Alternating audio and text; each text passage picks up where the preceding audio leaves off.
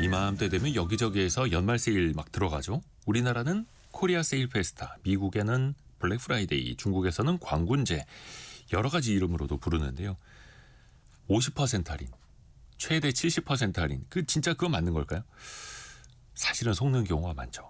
슬기로운 법률 생활 시간에 세일을 가장한 속임수들 사례별로 한번 따져보시죠. 법무법인 길도 윤예린 변호사 함께합니다. 안녕하세요. 안녕하세요. 윤예린 변호사입니다. 변호사님도 연말 어떻게 소비 좀 하세요?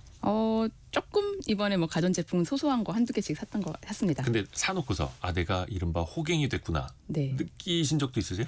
아직까지 사기를 당한 적은 없는 것 같은데 네. 할인 광고 문구에 혹해서 샀다가 나중에 막상 그렇게 싼 게 아니라는 걸 뒤늦게 알고 좀 황당했던 경우는 있습니다. 그래서 일단 물건 산 뒤에는 다시는 그 제품의 가격을 검색해보지 않고 마음의 평화를 추구하는 편입니다. 검색해보면 더 싼 거 나올까 봐. 네.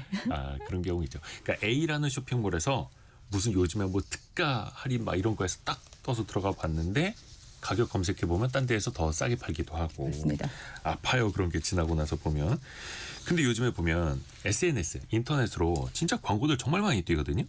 근데 그중에 이게 또 사기가 숨어 있을 수 있다고. 네네. 이게 단순히 행정제재나 민사상의 영역이 아닌 형사적인 범죄까지 연결되는 문제인데요.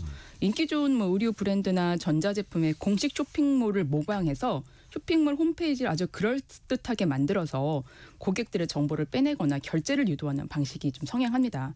특히 요즘과 같이 온라인 쇼핑이 증가하는 시즌에 기승을 좀 부립니다. 피해자는 인스타그램, 유튜브 광고를 통해서 사기성 쇼핑몰에 유인돼서 접속하게 됩니다. 상품을 구매하려고 입력한 개인정보나 신용카드 데이터 등 소비자의 각종 민감 정보를 여기에 입력하면은 이 사이트에서 이거를 빼내게 되는 것이죠. 다크웹에서는 해커들이 웹사이트 준비부터 운영 방법에 대한 교육 자료까지 제공하는 패키지 상품을 판매할 정도니 혹시라도 이러한 피해 당하지 않게 주의하셔야 됩니다. 특히 이제 해외 직구로 물건 구매하시려고 하시다가 이런 사기 쇼핑몰에 결제까지 하시는 분들도 많습니다. 피해 사실을 인지하게 되면은 실제 판매 업체나 카드사, 사이버 수사대에 신고를 해도 현행법상의 이제 피해 금액 구제를 할 수 있는 뚜렷한 해결책이 없는 게 좀 문제입니다. 그래서 소비자분들께서는 과도한 할인율은 일단 의심하셔 보시고 그리고 공식 홈페이지를 검색해서 URL 주소가 동일한지를 꼭 검토해 보시고 개인 정보도 입력하시고 결제 진행하시기를 바랍니다. 허위 사이트일 수도 있으니까 믿을 만한 곳에서 구매를 하셔야겠죠. 그리고 또 보면 품절된 상품 딱 보면 이거 되게 인기 많은가 보다 하는데 내가 구매한 다음에 상품 없음 처리가 되는 경우 있거든요. 그래서 강제 환불당하고 이런 허위 품절 상품도 이게 문제 아닙니까? 예, 저도 한번 경험해 본 내용입니다. 온라인몰에서 특정 상품을 굉장히 싸게 내놓고 주문을 하면은 품절이라고 하면서 판매자 측에서 이 주문을 일방적으로 취소한 다음에 이 같은 상품을 인상된 가격에 다시 판매하는 사례입니다. 그러니까 재고 없다고 안 파는 게 아니라 가격을 올리는 거예요. 네네. 요즘 같은 블랙 프라이데이나 연말 할인 행사 시즌마다 이런 행태가 좀 반복되면서 이런 민원이 좀 급증한다고 합니다. 그럼 이런 법적으로 제재할 수 있느냐라고 하면은 결론부터 말씀드리면 좀 쉽지 않습니다. 전자상거래법 에서는 허위 과장 광고나 기만적 거래를 금지하고 있습니다. 근데 판매자가 재고 확보 실패나 공급사 문제 등을 내세우면 고의적인 허위 품절임을 입증하기가 쉽지가 않습니다. 또 실제로 소비자가 금전적 손실을 또 입었냐라고 하면 이것도 좀 의문이기 때문에 피해 구제도 사실상 어려운 상황입니다. 전자상거래법에 따르면 통신판매업자는 재화를 공급하기 곤란하다는 사실을 알게 된 즉시 그 사유를 소비자에게 알려야 되고 선지급식 거래의 경우에는 3일 내에 환급해야 됩니다. 그런데 재고 부족이라는 사유 자체가 진위 여부를 확인하기 어려워서 이 소비자의 피해가 반복되고 있는 것입니다. 그렇죠. 그 판매자 입장에서 보면 어제까지는 분명히 재고가 떨어졌었는데 오늘 다른 업체 통해서 구해온 거예요. 이럴 수도 있고. 맞습니다.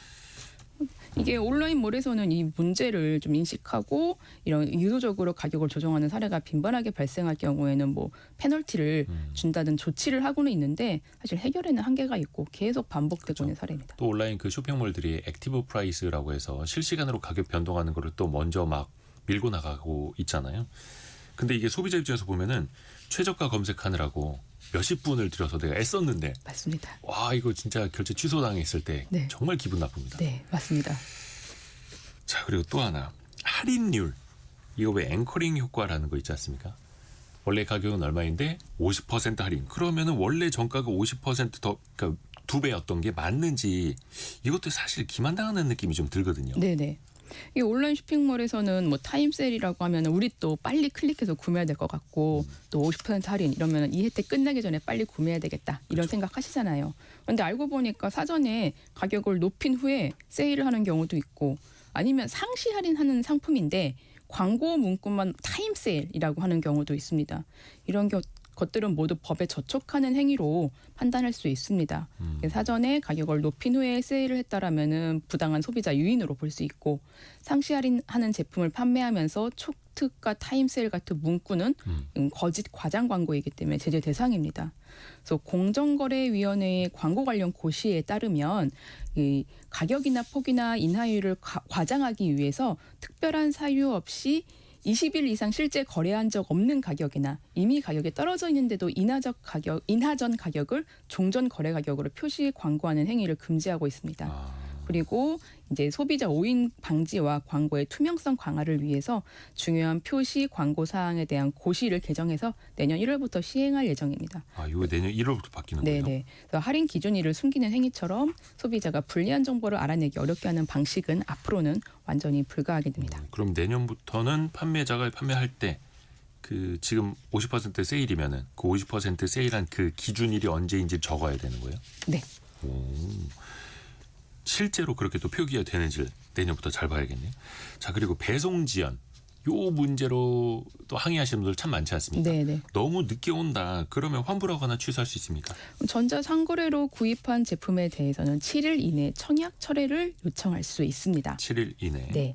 소비자는 청약 철회 등을 한 경우에는 이미 받은 물건은 반환을 하고 이 판매업자는 반환받은 날로부터 3영업일 이내에 대금을 환급해야 합니다. 통신 판매업자가 환급을 지연할 경우에는 지연배상금을 지급해야 되고 소비자는 결제업자에게 저희가 보낸 그런 배송비와 상계 요청을 할 수 있습니다. 또 단순 변심에 대한 부분 청약 철회는 이 반환 비용을 소비자가 부담하는데 하자 등으로 인한 청약 철회의 경우에는 통신 판매업자가 그 배송료를 부담합니다. 그리고 뭐 운송비 외에 뭐 창고 보관료다, 포장비다, 보관비다, 뭐 취소 수수료다 이런 것들은 소비자에게 요구할 수가 없습니다. 근데 그런 경우 있어요. 이거는 저희가 특별히 할인하는 제품이기 때문에 교환 환불 안 돼요라고 하는 경우. 네네. 실제로 교환 환불 안 됩니까? 소비자에게 불리한 규정이 포함된 구매 계약은 효력이 없습니다. 전자상거래법에 규정되어 있는 내용입니다. 따라서 판매자가 일방적으로 환불 불가를 고지하는 것은 효력이 없습니다. 주문 취소 환불 요청은 물건을 받은 날로부터 3개월 이내 그리고 어떤 사실을 안 날로 30일 이내에 가능합니다. 근데 청약 철회가 불가능한 경우도 있습니다. 네. 소비자 잘못으로 물건이 훼손되거나 가치가 크게 떨어진 경우, 뭐 복제 가능한 물건의 포장을 제거해서 이제 카피 가능성이 있는 경우, 그리고 그런 경우에는 그 청약 철회가 불가합니다. 그리고 주문 생산 상품 같은 것들이 있어요. 주문 생산 상품 같은 경우는 소비자에게 환불 불가 동의를 받았을 땐 주문 취소나 반품이 어렵습니다. 주문 생산 상품일 네. 경우에 뭐 식탁이라든지 막 가구 이런 네. 거. 이런 거는 근데 동의를 받고. 네. 그래요. 또 내가 구매한 게 아닌데 해외에서 내 카드 결제됐다는 문자 오면 이럴 경우에는 어떻게 대응을 해야 돼요? 일단 당황스러운데. 너무 당황스럽죠. 해외에서 카드 부정 사용 신고가 발생하면 네. 즉시 카드사에 해외 거래 정지 신청하고 재발급 신청하셔서 일단은 피해 확산을 막으셔야 됩니다. 네. 일단은 그 추가적으로 발생할 어떤 결제를 막는 것이고요. 이거는 그다음에 이미 결제된 부분에 있어서는 청구 보류 등록을 해야 됩니다. 이게 청구 보류 등록. 내가 카드 대금을 납입하기 전까지 카드 부정 사용 신고를 한 경우에는 대금 청구를 주지 말아라. 그러니까 그 카드 결제를 받은 사람한테 대금을 주지 말아라라고 해서 최종 처리까지 고객에게 부담이 없도록 하는 조치입니다. 고객의 고의 중과실이 없는 경우에는 카드사가 전액 보상을 해야 되는 상황입니다. 그리고 뭐 카드 해외여행 시에는 카드 결제 과정을 끝까지 지켜보면서 본인이 예, 예. 직접 확인해야 됩니다. 다양한 수법으로 카드가 복제되거나 정보가 유출될 수 있는 만큼 소비자는 카드를 타인에게 맡기지 말고 카드 결제는 반드시 본인 눈앞에서 이루어질 수 있도록 해야 됩니다. 뭐 ATM 기기도 좀 사용하는 것이 주의가 필요합니다. 그리고 결제 알림 서비스를 신청해서 그렇죠. 카드 승인 내역 바로 받아볼 수 있게 해야 됩니다. 그리고 출국 전에 카드사 앱을 미리 다운받거나 카드 분실 신고 전화번호를 메모해두면 좀 빠른 대응하실 수 있으니까 이러한 부분들 좀 미리 챙겨 가시면 좋겠습니다. 그쵸. 왜 그 카드 사용 알림 문자 메시지 요건 좀 유료인데 네네. 메신저 같은 걸로 보내주는 것도 무료인 경우도 있으니까 꼭 신청을 해두셔야겠죠. 그리고 해외 온라인 쇼핑몰 플랫폼에서 샀는데 이른바 짝퉁 가품이었다. 이거는 참 보상받기가 되게 복잡할 것 같거든요. 네. 어떻습니까? 어떻게 해야 돼요? 네네. 온라인에서는 판매자가 정품 이미지를 무단 사용하는 경우에 사실 소비자가 이 위조 여부를 네. 판별하기는 좀 어렵습니다. 근데 뭐 정상가 대비해 현저히 낮은 가격으로 판매되는 제품은 위조 가능성이 높다고 보시고 구매 시에 일단 신중하셔야 될 겁니다. 그리고 근데 본인도 위조품인 줄 모르고 해외 직구로 산 물품이 있다. 그러면 이게 통관 단계에서 위조품으로 판명되면은 전량 폐기되고 소비자는 아예 보상받기가 어렵습니다.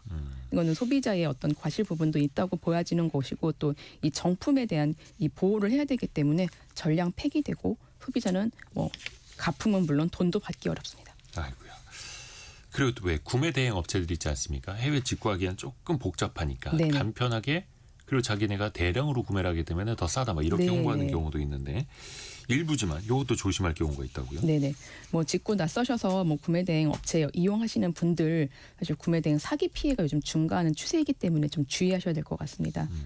일단은 뭐 당연하게 선입금 하면은 실제로 물품 발송하지 않고 가짜 송장 번호를 제공하다가 연락 끊어버리는 사례가 좀 대표적입니다. 네. 이것은 이제 소비자분들이 이제 피해를 당하시는 거고 그 최근에는 구매 대행 알바 사기도 좀 성행합니다. 이거 완전 범죄인데요. 이 구매 대행 알바생을 모집합니다. 네. 그래서 10만 원짜리 상품을 구매 대행해주면 거기에 10%를 더해서 11만 원을 주겠다라고 한 후에 이제 10만 원을 결제할 수 있는 사이트를 만들어서 실제로 그렇게 거래를 성사시키고 11만 원을 줍니다.